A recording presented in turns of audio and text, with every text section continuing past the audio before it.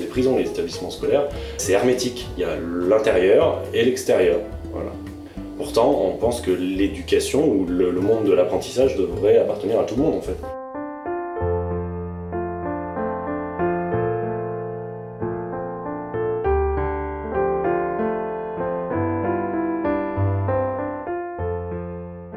L'école, de la même manière qu'elle dit qu'elle forme les gens à l'esprit critique, elle dit qu'elle va former les gens pour qu'ils soient autonomes.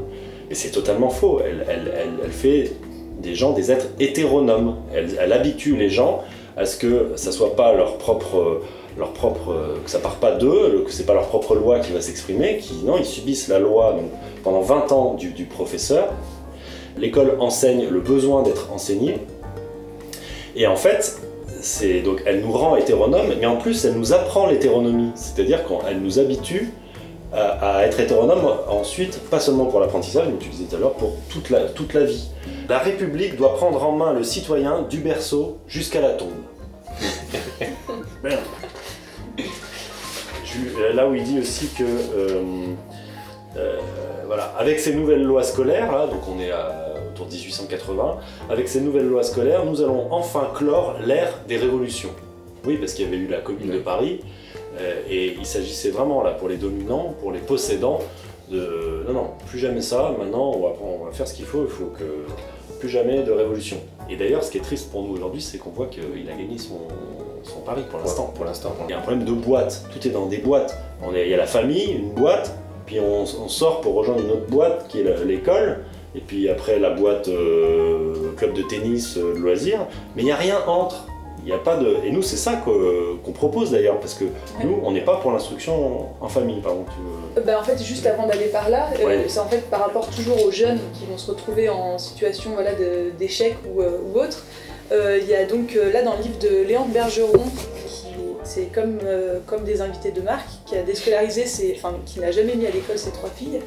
Il parle du moment où justement quand on arrête l'école, il y a toute une phase où, comme on a intégré tous les principes de l'école, on a l'habitude qu'on nous donne les instructions pour apprendre, tout ça, il y a toute une phase en fait où on se retrouve un peu perdu avant de se retrouver soi-même et d'avoir la soif de connaissance. Et cette phase-là, en fait, elle est normale aussi. Il y a un moment où quand on arrête les études, quand on arrête l'école, il faut peut-être vivre aussi un temps de vide intérieur et avant de pouvoir se retrouver.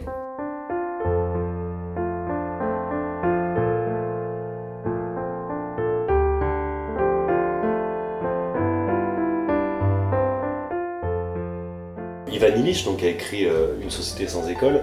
Ivan Illich dit clairement que l'école c'est la suite, donc c'est la nouvelle église, et puis que finalement ça vient de là et que ça procède un peu des mêmes, c'est d'autres rites, d'autres fonctionnements, mais qui sont presque calqués sur l'ancien régime en fait. Et donc Ivan Illich qui a écrit Une société sans école et qui en 71 a sorti ce livre qui a été une véritable bombe, parce qu'il est allé vraiment le plus loin possible et il proposait donc il disait qu'il fallait déscolariser la société, et il disait même qu'il n'y a pas d'autre moyen aujourd'hui, le seul moyen pour libérer l'homme maintenant, il va falloir passer par la déscolarisation de la société. Et si on parle de déscolariser, les gens ils ont tout de suite des images monstrueuses de chaos et de décadence, ou de reprise par les entreprises privées de l'éducation, ou pire, chacun chez soi. Déscolarisation, c'est un peu un mot obus comme décroissance, parce qu'en fait on n'est pas contre l'école en fait, si on revient aux origines de l'école, parce que c'est toujours pareil, on nous a tout volé, on nous a tout volé, y compris l'école. Et l'école, à l'origine, c'est pas ce qu'on a aujourd'hui. L'école, donc le mot école vient du mot grec skolé, et skolé c'est le loisir chacun peut se donner à nous-mêmes pour s'enrichir au niveau de l'esprit, pour s'occuper de soi. C'est le temps de loisir qu'on a quand on n'est pas harassé par un travail qui répond à la nécessité. Donc la skolé, c'est ça. Et donc c'est vrai que pendant longtemps, c'était que pour les riches qui avaient des esclaves et qui pouvaient s'adonner à la skolé. Mais ça a été volé là, par le régime politique actuel pour être piloté par l'État, lui-même qui est au service des riches, et pour en faire un instrument de propagande au service de l'État, qui lui-même est au service des riches. C'est pas La scolée, normalement, c'est quelque chose pour que les gens s'émancipent. Aujourd'hui, l'école, c'est un outil de formatage et de conditionnement, et tout le monde le sait, et un outil de reproduction sociale, de reproduction des inégalités. Même ceux, peu importe, qui échouent, qui réussissent finalement, on est tous brisés par ce système. C'est un fil, on marche sur un fil, et il y a toujours un moment sur 20 ans où on tombe en fait. Il y a toujours un moment donné où on ressort blessé de cette histoire en fait.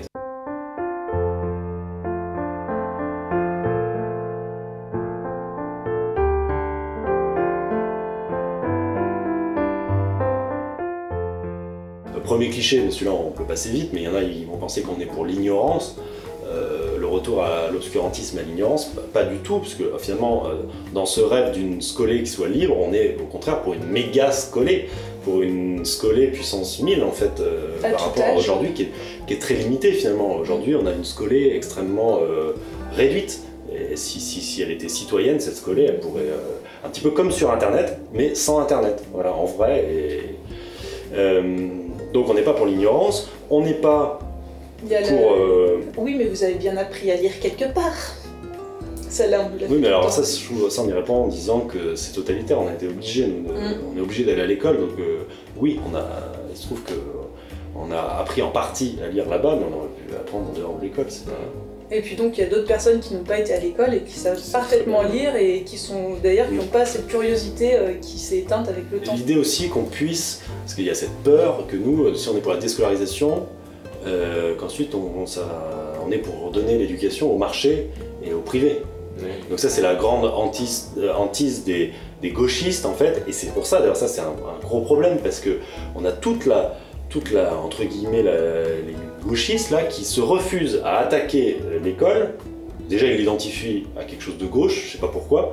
Il y a un chapitre d'Ivan Illich, il explique bien, il fait une analyse spectrale des institutions. Il explique bien que si on veut, oui ok la poste c'est à gauche, parce qu'on est libre on ne force pas tous les jours à envoyer une lettre, voilà. Mais par contre l'école, il fait l'analyse, c'est une institution de droite. Donc c'est étonnant, on nous dit que les profs ils sont de gauche, etc.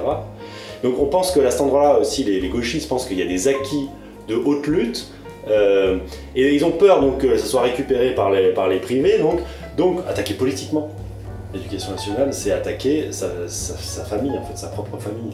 Et donc c'est pour ça qu'il y a peu de gens qui s'y aventurent, mais va falloir y aller, parce qu'on ne peut pas continuer avec ce système de propagande-là.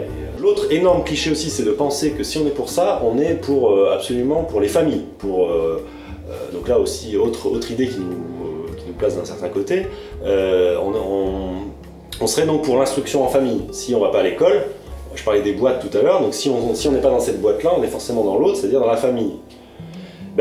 Nous, on pense que l'instruction en famille, c'est une solution à court terme, quand on a des enfants, pour éviter là tout de suite la nocivité de l'éducation nationale, pour s'assurer que ses propres enfants y échappent. Mais sinon, sur le long terme et du point de vue collectif, c'est pas du tout une solution. Et donc, une fois qu'on a écarté tout ça, nous on est pour un retour de l'espace public libre et égalitaire. Se déscolariser, en fait, c'est se déformater, se déconditionner.